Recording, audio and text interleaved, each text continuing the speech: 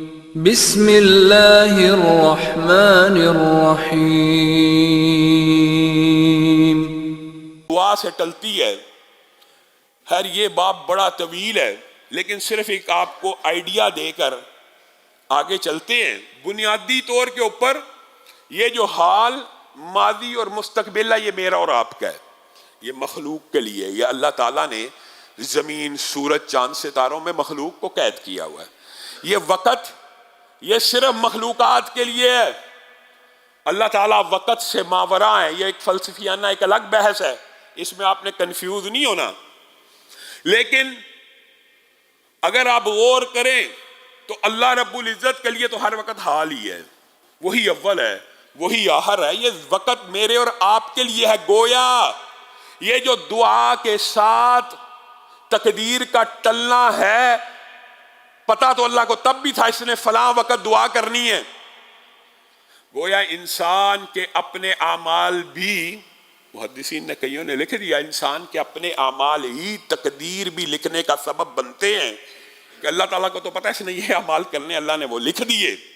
اس میں آپ نے کنفیوز نہیں ہونا۔ لیکن آپ کو جو بات سمجھانے کا مطلب ہے وہ یہ ہے کہ جو اللہ رب العزت یوم کتابت تقدیر میں آپ کے لیے مصیبت لکھ چکا ہے، پریشانی لکھ چکا ہے، فرشتہ جب وہ پریشانی دینے آتا ہے تو اللہ رب العزت اس کو کہتے ہیں رک جا، اس بندے نے اتنے بج کے اتنے منٹ پر میرے سے دعا کی تھی کہ میں اس کی مشکلات کو دور کر دوں، لکھی تھی، تیری ڈیوٹی ہے اس رجسٹر پہ عمل کرنے کی، لیکن تیرے رب نے اس کی دعا کو قبول کرتے ہوئے اس کی مشکل کو دور کر دیا۔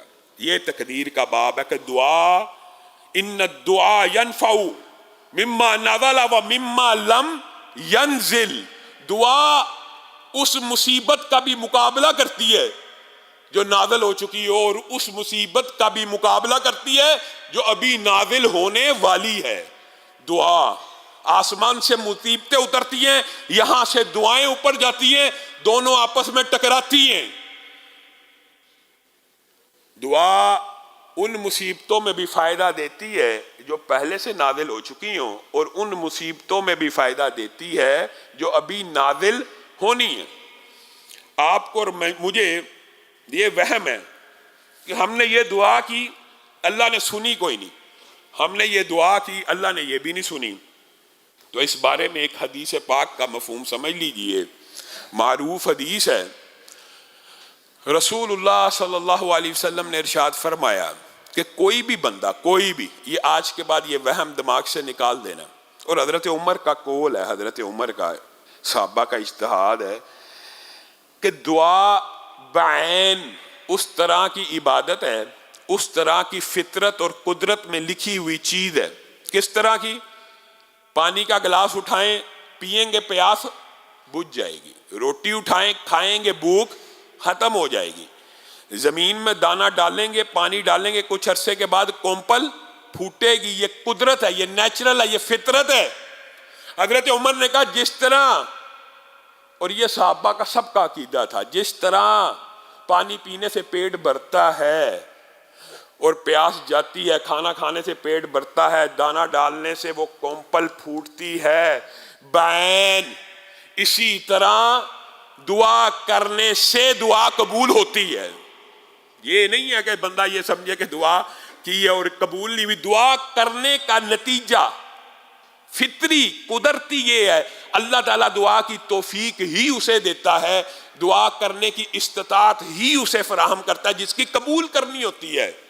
جس کی قبول نہیں کرنی وہ پھر ٹامکٹویاں مارتا رہتا ہے، کبھی کسی حجر کے آگے، کبھی شجر کے آگے، کبھی درخت کے آگے، کبھی قبر کے آگے، کبھی مزار کے آگے، کبھی بندوں کے آگے، کبھی مخلوق کو سجدے۔ جس کی اللہ نے سننی ہے، یہ حدیث کا مفہوم ہے، دنیا کا سب سے بڑا عاجز محروم ہے وہ شخص جو دعا سے محروم رہ گیا ہے، کیونکہ دعا عبادت ہے، دعا مخ العبادت ہے، افضل العبادت ہے، مومن کا ہتھیار ہے، ہتھیار ہے۔ یہ کیسا ہتھیار ہے جو چلتا نہیں؟ رسول اللہ صلی اللہ علیہ وسلم کے فرامین ایسے ہی ہیں، ہتھیار ہے چلتا نہیں، دعا کی یہ قبول نہیں ہوتی۔ دعا کرتا ہی وہی ہے جس کی اللہ نے قبول کرنی ہوتی ہے۔